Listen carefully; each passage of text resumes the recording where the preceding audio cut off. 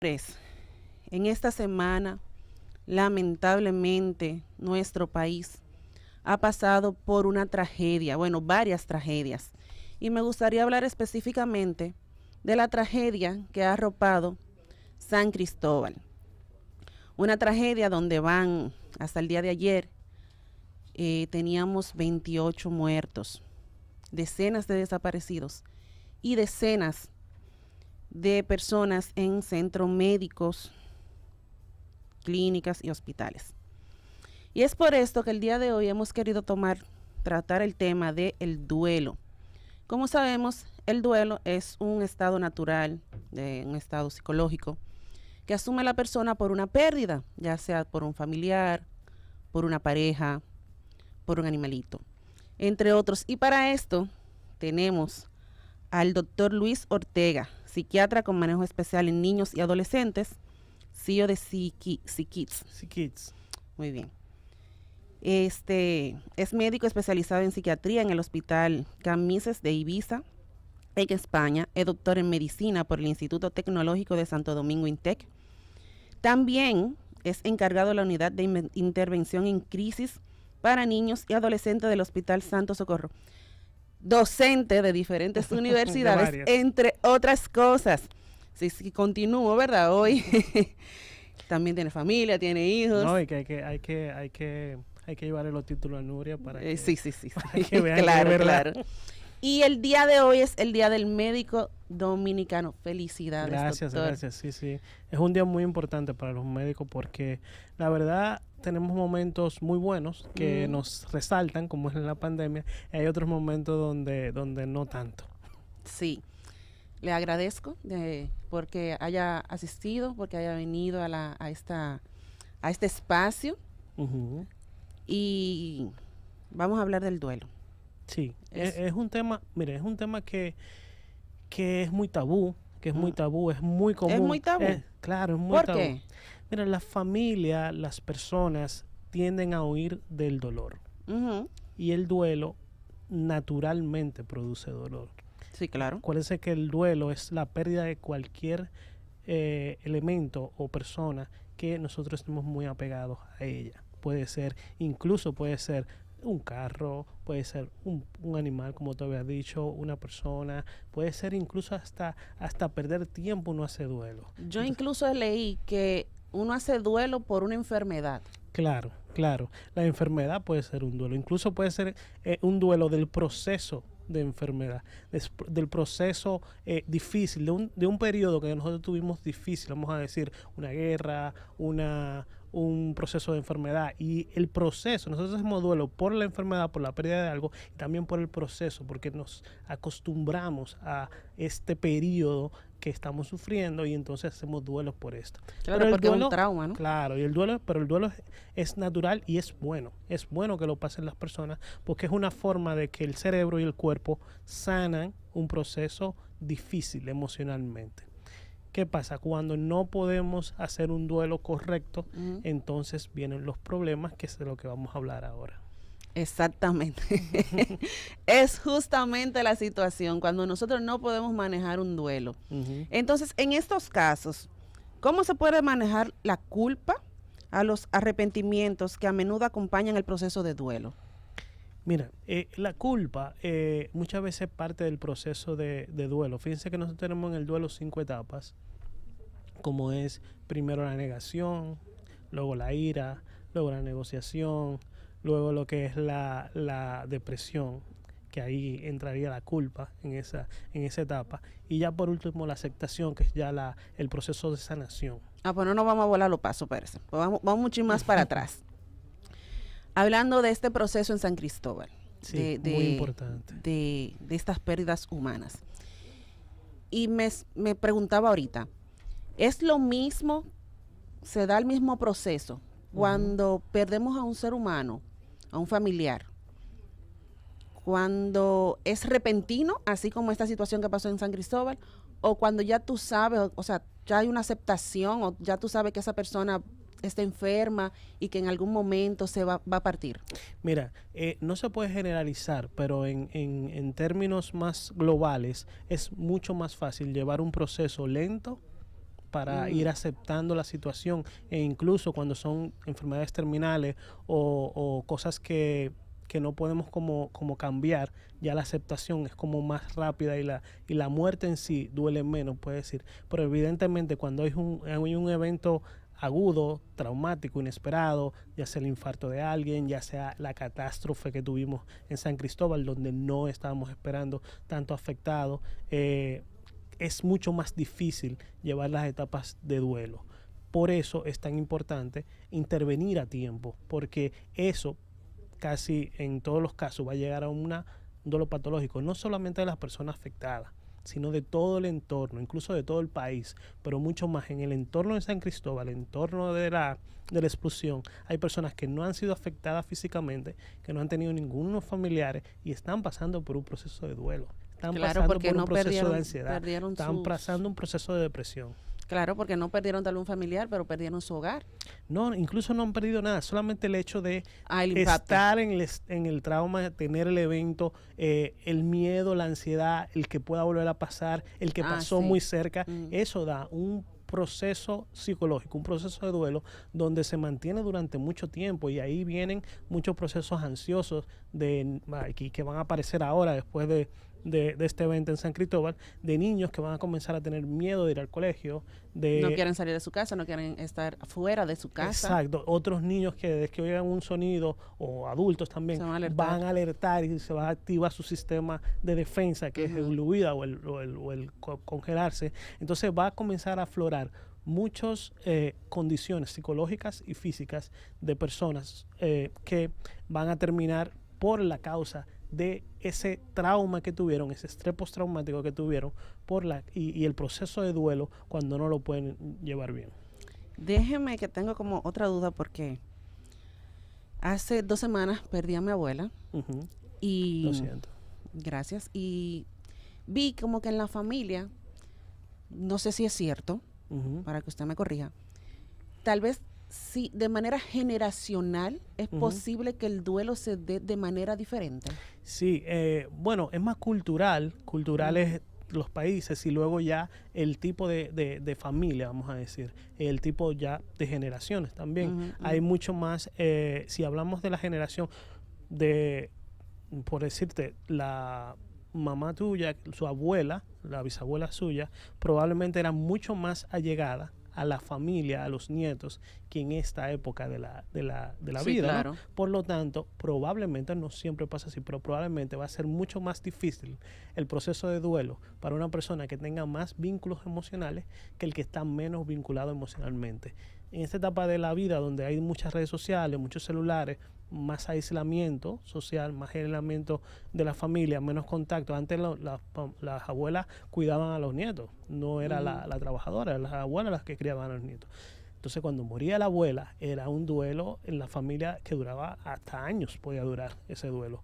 En esta etapa, como estamos menos en esa cultura, pues entonces muere la abuela y se duele, pero pasan el proceso mucho más rápido, e incluso hay que tienen malas relaciones con sus padres que no pasan el duelo, ni siquiera tienen ese duelo, ese duelo, tienen como el sentimiento así de ese sentimiento, ¿no? Sino que duelo. pasan a la aceptación directamente y ya está.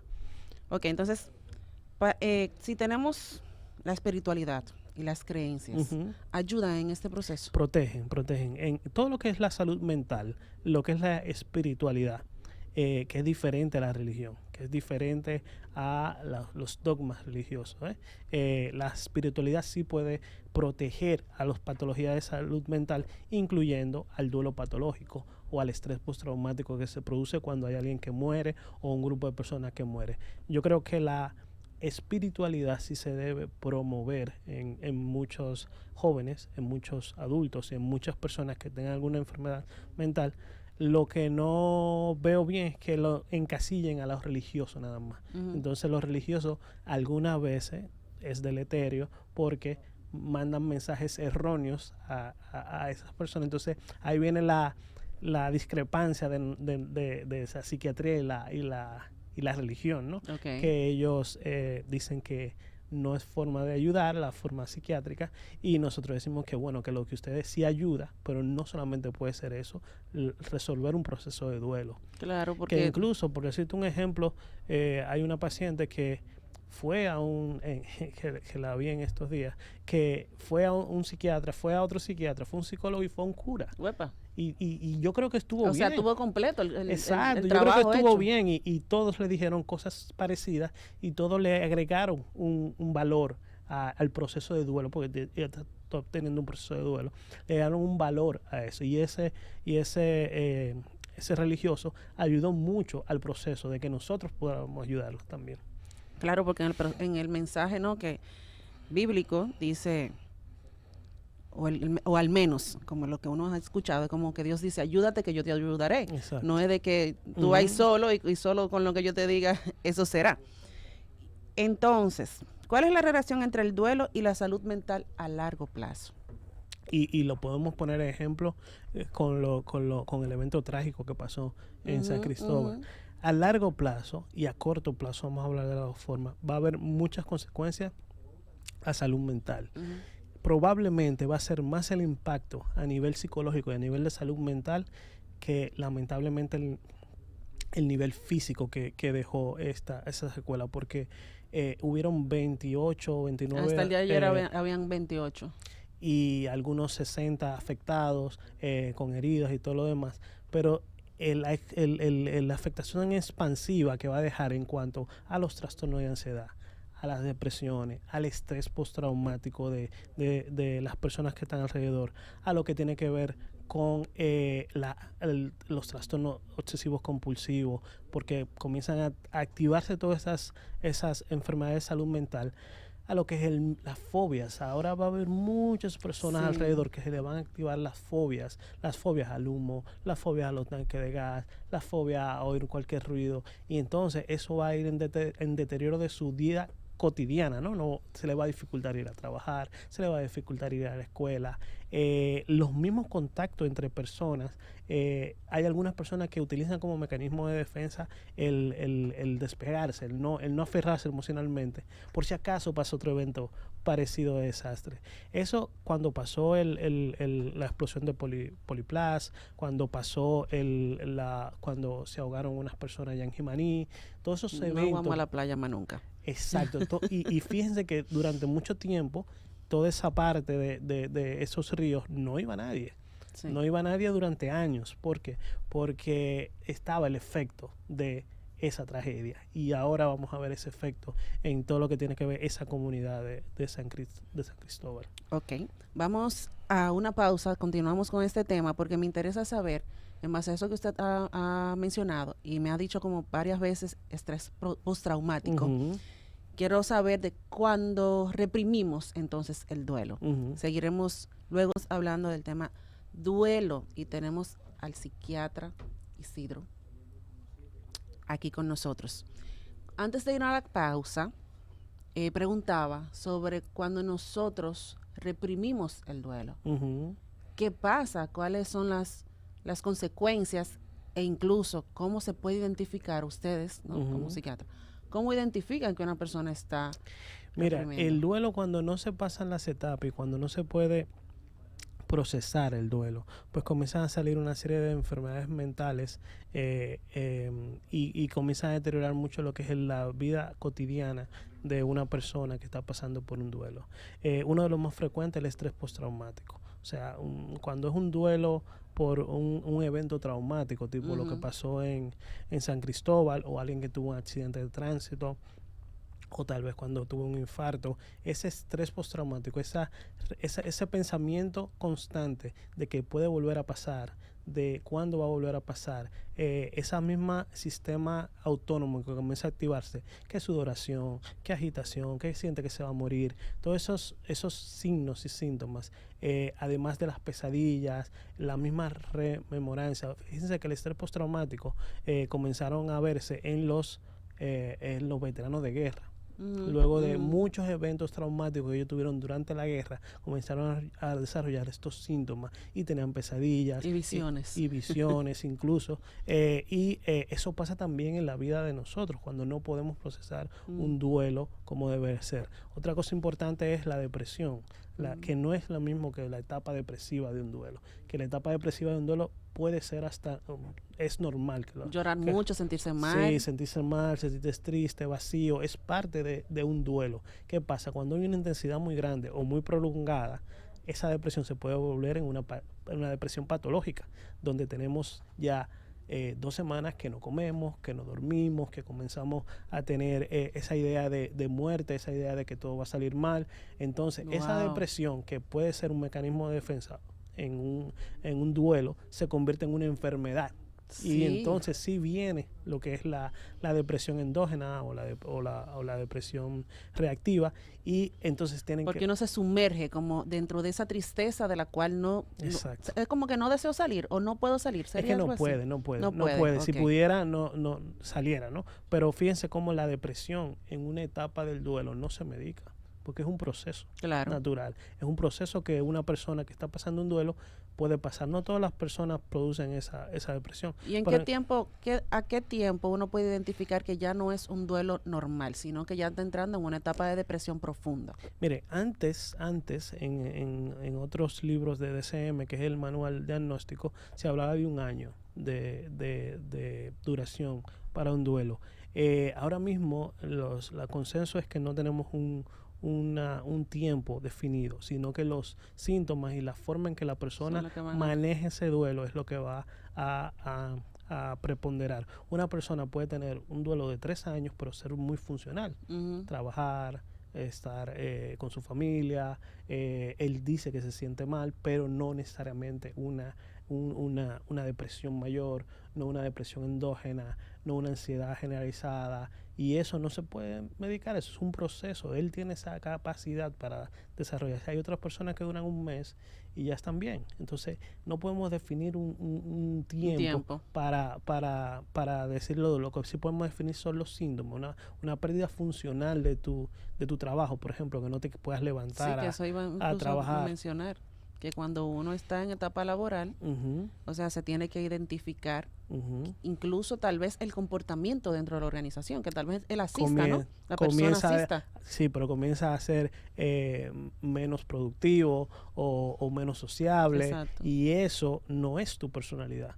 O hasta empático con algunas cosas. Exacto, o irritable, o cuando estamos en proceso de ira, tendemos a sacar la ira hacia los otros, a reflejar la ira de la impotencia que tuvimos por perder esa cosa, esa persona, ese momento, y los otros sufren esa parte. Y mientras el nivel sea adecuado para mantener su vida común, pues no hay problema. El problema es que muchas veces no sabemos manejarla, y cada vez con el uso de la tecnología, con el menos contacto. Buscamos en Google y él nos dice te va a morir mañana. No solamente eso, sino que nosotros aprendemos, el cerebro de nosotros aprende mientras va practicando. ¿Y qué pasa? En esta época estamos practicando menos la parte social, la parte de manejo emocional, la parte de cómo adaptarnos a las situaciones difíciles. Entonces, cuando llega un evento que realmente necesita una serie de elementos o de habilidades que antes la teníamos, pues ahora no la tiene. Un adolescente de 17 años que nunca ha presentado la pérdida de un perro o la pérdida de un elemento cuando era pequeño, es mucho más difícil para él manejar un duelo a los 17 años cuando se le muera su mamá o su papá. Entonces, él, porque nunca lo han hablado, no sabe cómo manejarlo, no tiene esas habilidades. Para allá voy. Justamente me preguntaba si era lo mismo la pérdida de un familiar con la pérdida de una pareja y la pérdida de un animal. O sea, se puede tener como el mismo duelo. Las personas... Puede ser que tengan el mismo duelo según el vínculo emocional que tengan, y vemos como en otros países donde la mascota es parte de la familia, o incluso igual que un hijo, pues pasan un duelo, puede ser igual que un hijo. No quiere decir que eso está mal. Lo que sí es que tenemos que preparar a las personas para el duelo, y la mejor forma de prepararlo es con la práctica. Y la práctica es cuando hay un evento tipo un pececito que se muera, un gatico, un perrito, no debemos decirle al niño, se fue, se escondió, él se fue a vivir a otra casa. Tenemos que tratar de hablar del momento, porque ellos saben, y comenzar a darles habilidades de manejo del duelo. Y mientras más ellos puedan aprender esas habilidades, cuando venga un evento importante para manejar, ya ellos están preparados para manejarlo. Pero si lo dejamos tratando de esconderlo, de protegerlos, porque eso es lo que queremos, protegerlo emocionalmente, pues entonces ellos no tienen la experiencia emocional. Y cuando le llega de 17, 18, de 25, de 30 años, pues lo abruma, lo frustra y no saben cómo manejarla. Y entonces vienen las consecuencias, que son la depresión, la ansiedad, porque el cerebro tiene que manejar las situaciones estresantes de alguna forma. O la maneja con los conocimientos que ya fue adquiriendo, o la maneja como él sabe, que es produciendo alteración en el sistema nervioso central. O sea, la gente cuando tiene un duelo, que no es un duelo bien resuelto, puede ser así, ¿verdad? Como que no está bien resuelto. Lo podemos identificar aunque esta persona no esté como en un proceso así, sumergido en tristeza. Claro. Sino que tal vez hizo lo contrario. Sí, tal vez se llena de mucho trabajo. Porque es muy frecuente eso. Incluso tengo una paciente que su madre murió en la etapa de COVID y lo que ella hizo fue volcarse al trabajo y trabaja 16 horas al día. Y ella piensa que el proceso lo pasó y no. Para no detenerse, como no me quiero detener a pensar en que eso pasó. Y ya cuando comenzó con psicología, comienza con los procesos, se da cuenta de que el trabajo es una forma de ella sacarse de la mente el proceso de duelo de su madre. Y le ha ayudado mucho el al revés, bajar el nivel de trabajo y comenzar a reflexionar más sobre la etapa de su madre, sobre qué fue lo que pasó, cómo lo puede ayudar, cómo no la puede ayudar. Y ese digerir ese evento traumático que le duró 3 semanas, 5 semanas, en la etapa más cruda del COVID, vamos a decir, comenzar a digerir y comenzar a resolverlo, porque hasta que no lo resolvió, se sentía, dejaba de comer, no dormía bien, trabajaba 16 horas al día. Entonces ella hizo lo contrario a lo que hace un deprimido, vamos a decir. Ella se activó más, hizo trabajar más, pero para poder desviar los pensamientos del duelo que tenía. Sí, conozco a alguien que me dijo que murió su familiar. Y yo no sabía que uno se llamaba así como de trabajo justamente para no vivir esa etapa. Y ella me dice, oye, me tuve que volver al trabajo a los 3 días porque por morir un hermano no te dan días libres o más tiempo. Entonces tuve que volver al trabajo a los 3 días y yo me empezaba a llorar ahí mismo en el trabajo y no hay problema. Y luego lo que hice fue llenarme de trabajo y todavía tú la ves a ella, la hermana hace 13 años que murió y ella no puede hablar del suceso. Porque no ha pasado. Ese es un periodo de que no ha digerido todo el proceso. O sea, ella empieza a llorar. Ella me empezó a contar lo que pasó y ella se va en un mar de lágrimas y como que no puede controlar y mejor lo hablamos después. Exacto. Esa evitación es parte de que el duelo no ha terminado. Todavía yo no he llegado a la etapa de aceptación. Okay, entonces, y hasta que no haga ese proceso, ¿cuántos años lleva? 10, 7 años que murió. 13. 13 años. Entonces, son 13 años donde no ha cerrado un ciclo y necesita ayuda definitivamente esa persona para poder cerrar ese ciclo, para poder llegar a la aceptación del duelo y porque otro evento traumático, otro evento de duelo va a crear como una bola de nieve. Entonces van a ser varios eventos traumáticos que van a ir aumentando y va a producir entonces una enfermedad mental importante en ese individuo. Yo creo que yo me di a la diagnóstica y yo dije que ella estaba como un poquito en proceso de depresión. Pero ella tiene culpa. O sea, ella siente culpa de lo que le pasó a su hermana por ella no haber estado ahí. Claro, en ese momento. Es muy frecuente. La culpa es pero, o sea, existe la culpa no por lo que pasó, no, o sea, desde el punto de vista de que no fue a mí que me pasó, sino porque yo no pude estar ahí para salvarla. Claro, no para salvarla, simplemente por estar ahí. Yo tengo un caso que lo podemos hablar luego de la pausa. Están aquí haciendo señas. Pues está bien. Podemos trabajar. Ahora hablamos, entonces volvemos con esta parte de la culpa que sentimos por no poder estar en el momento cuando se va un familiar. Ya cuando fuimos a la pausa estábamos hablando de la culpa. Y tú me iluminaste porque existen diferentes tipos de culpas. No solamente la culpa que yo pensaba como que, bueno, fue porque yo no pude estar ahí, yo siento esa culpa, o porque pasó por mí.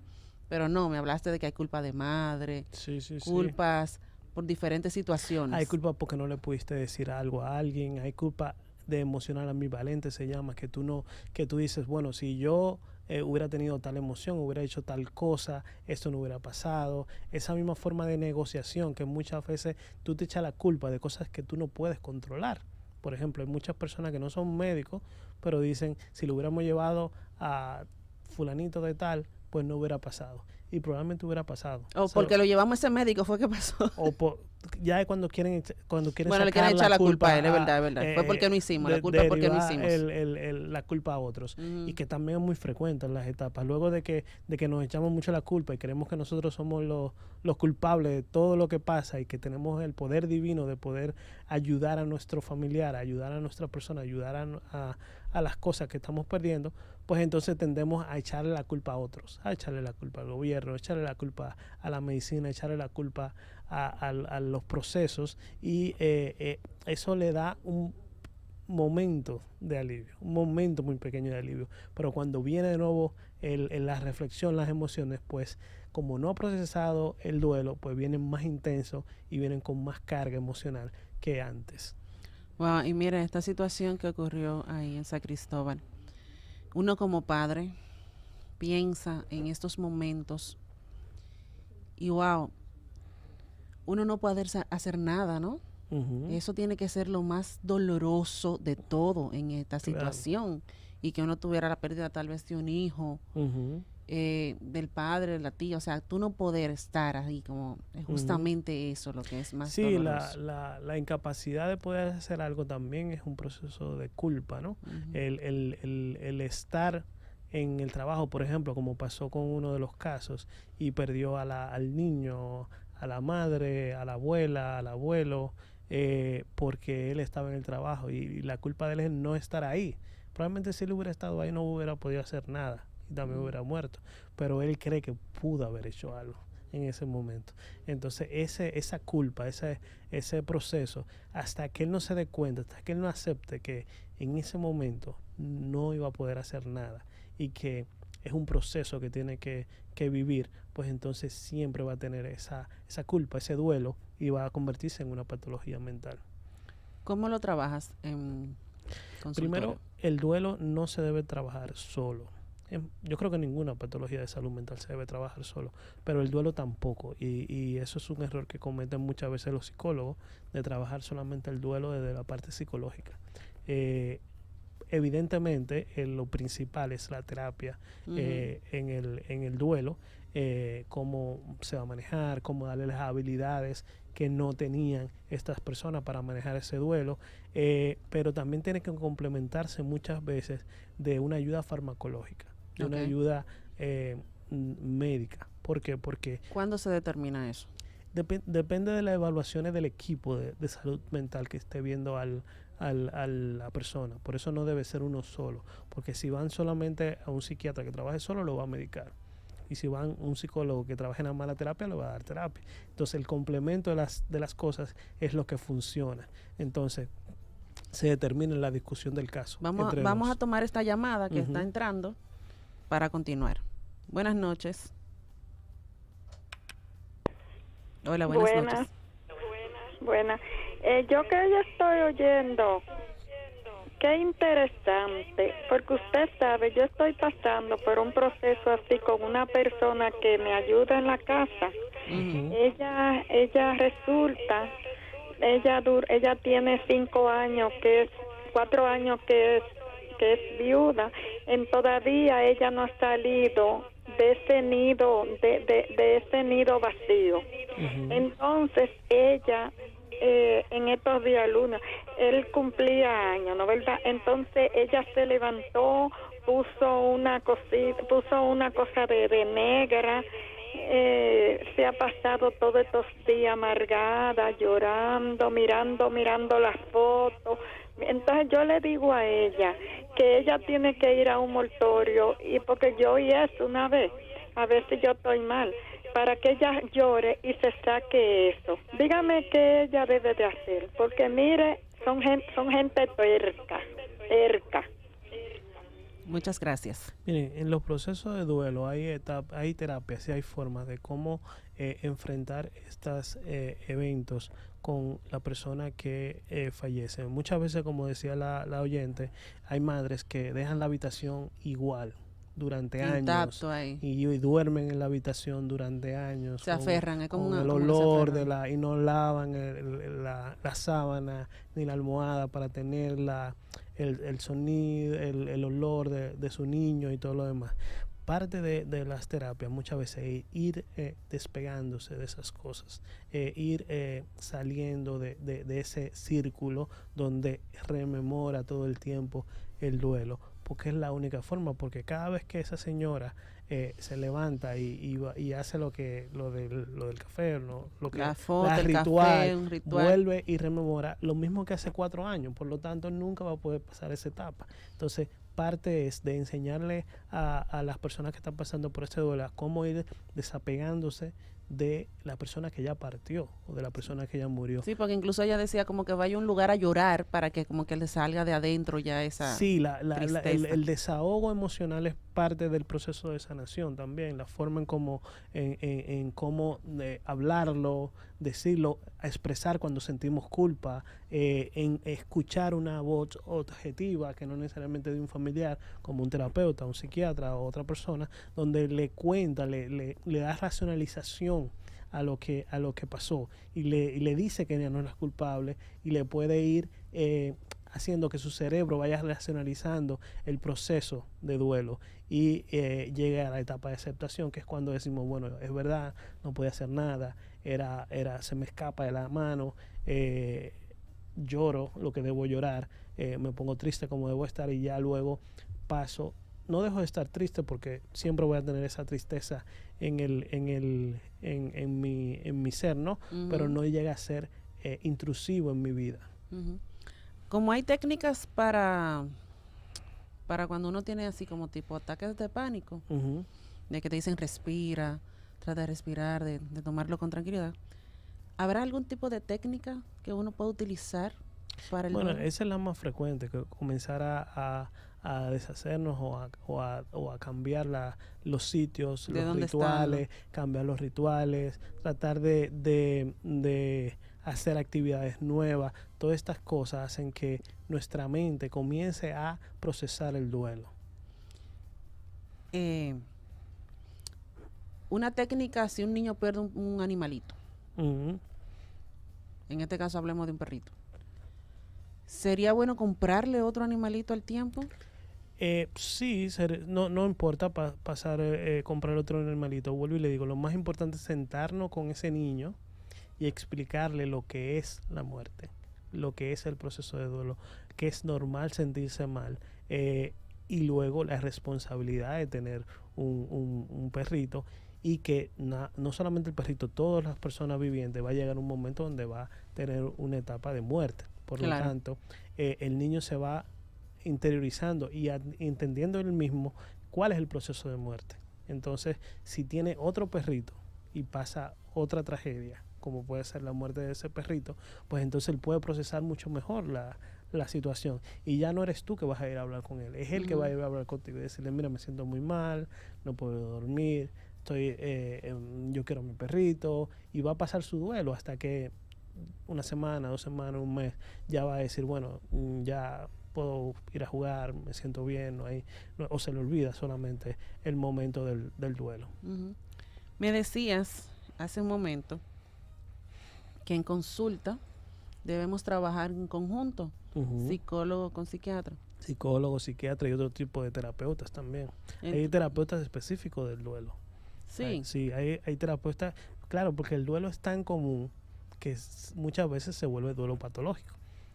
es como los Hay ginecólogos. profesionales del duelo. Hay muchos profesionales, y en este país hay muchos profesionales del duelo. Allá en PsyKids, en el centro mío ahí está la licenciada Loraine, que es especialista en duelo y en trauma. Y trabaja todo lo que tiene que ver junto conmigo en la parte farmacológica de cómo poder sobrellevar esa etapa de duelo y llegar a la aceptación, que es la que queremos llegar para que la persona pueda moverse y pueda seguir con su vida. Ok, entonces cuando están en consulta, tienen este equipo. Entiendo que ustedes entonces tienen un equipo ya formado entre psicólogos, psiquiatras, terapeutas. Incluso algunas veces hay una especie de personas que ya han tenido duelo, que han tenido duelo patológico muy fuerte y un poco ayudan a mí no me gusta usar la palabra coach, pero un poco ayudan a ese proceso a personas, porque probablemente yo no he tenido un duelo patológico nunca. Yo me sé la teoría, pero la persona que ha pasado un duelo patológico tiene la práctica, sabe lo que es estar y salir de esa etapa. Y tener personas que hagan grupos, que hagan sesiones, ellos, sin terapeutas y sin psicólogos, hablando sobre el proceso de cómo estuvieron y cómo están ahora. Eso ayuda mucho hacer como un círculo. A las personas, sí, terapeutas de grupo, a las personas que están produciendo ese duelo y están muy profundo. El ver a otra persona que está pasando cosas que pasó y cosas igual similares o peor que la tuya y ha mejorado, te da esperanza de que en algún momento puede ayudar. Estas personas que van a terapia generalmente van, a consulta, generalmente van por mutuos propios. Sí, excúsame, que me están haciendo señas aquí como que veo para acá para ir a otra pausa, pero dejemos la pregunta en el aire.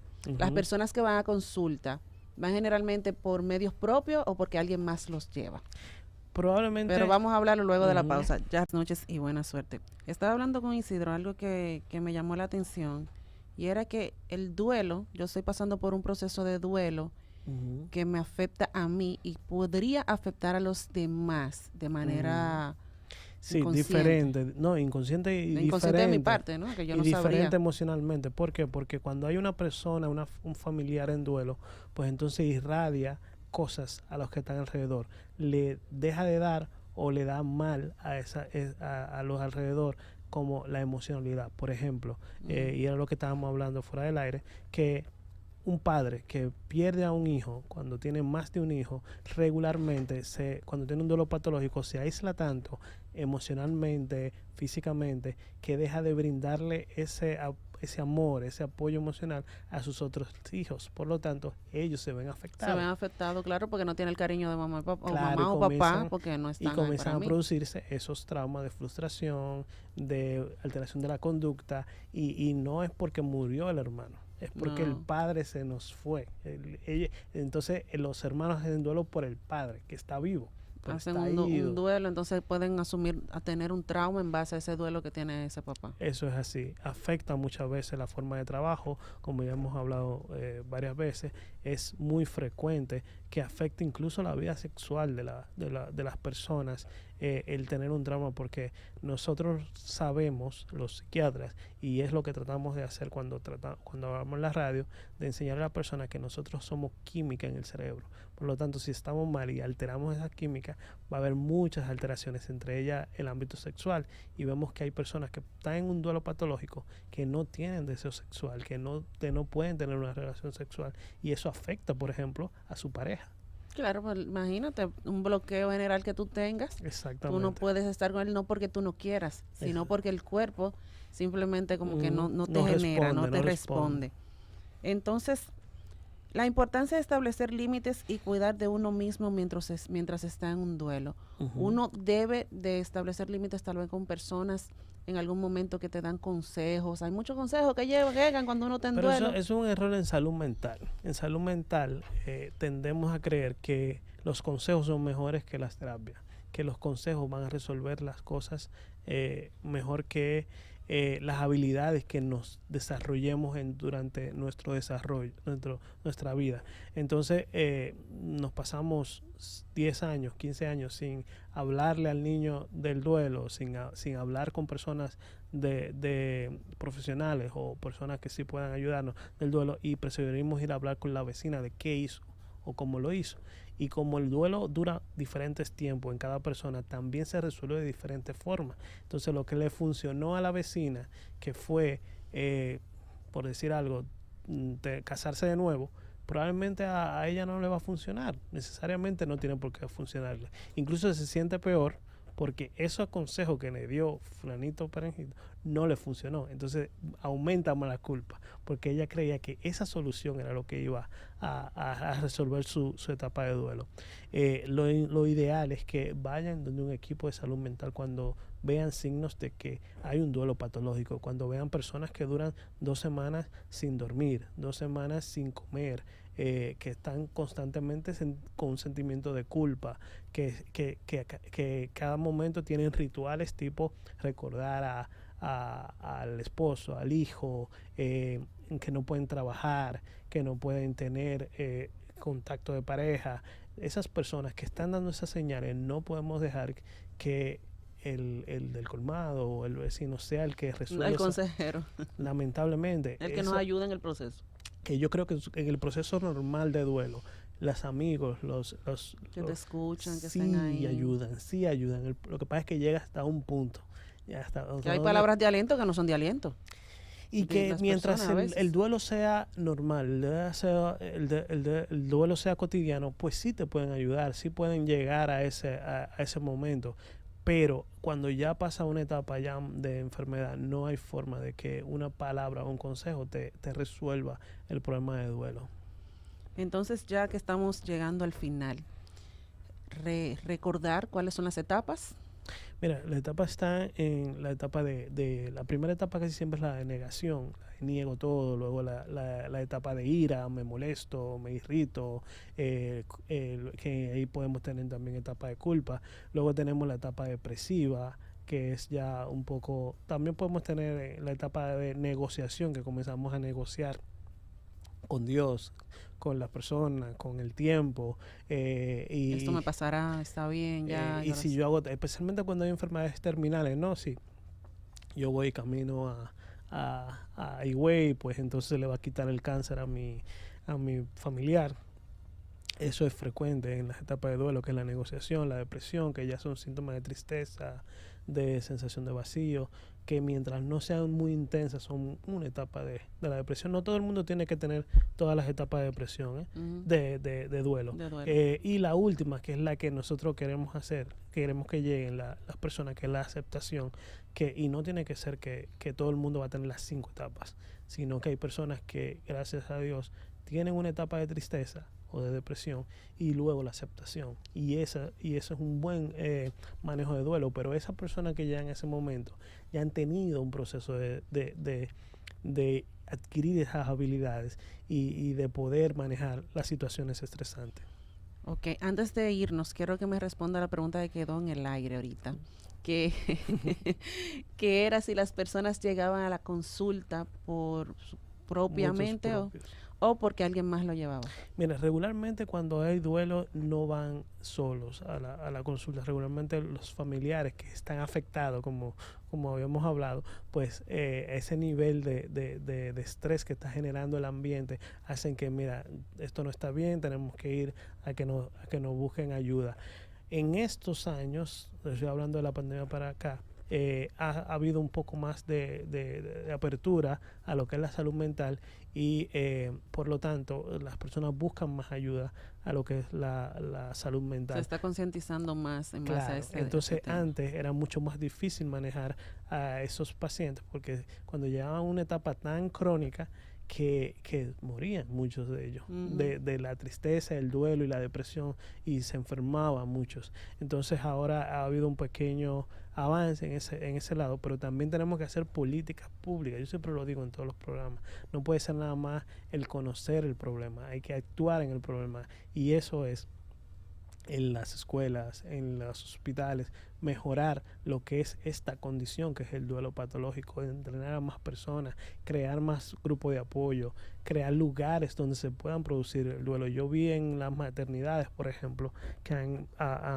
creado lugares en algunas maternidades que tienen que ver con el duelo del recién nacido, de las madres que pierden a un recién nacido. Y de eso vamos a hablar en nuestro próximo programa cuando tú vengas a visitarnos. Isidro, muchísimas gracias por acompañarnos. Recuérdanos nuevamente dónde estás ubicado, cuáles son tus redes sociales, cómo te contactan. Yo, por las redes sociales, yo nunca me aprendo el teléfono de mi centro, pero bueno, en las redes sociales estamos como PsyKids RD en Instagram. Y me pueden llamar directamente a mi número 809-868-3108 o en las redes sociales de Instagram de PsyKids pueden encontrar el número del consultorio de mi asistente. Estamos para servirle y tenemos un buen equipo de personas para ayudarlo. Excelente, muchas gracias. Se me olvidaba decirles que la Universidad Dominico Americana UNITDA está como centro de acopio para recibir medicamentos, sábanas, todo lo referente a donaciones para San Cristóbal, para ayudar en esta situación que está tan lamentable. Y también están recibiendo donaciones de útiles escolares. Las donaciones de útiles escolares es hasta el lunes y la donación para San Cristóbal es hasta el próximo sábado de la semana siguiente. Así que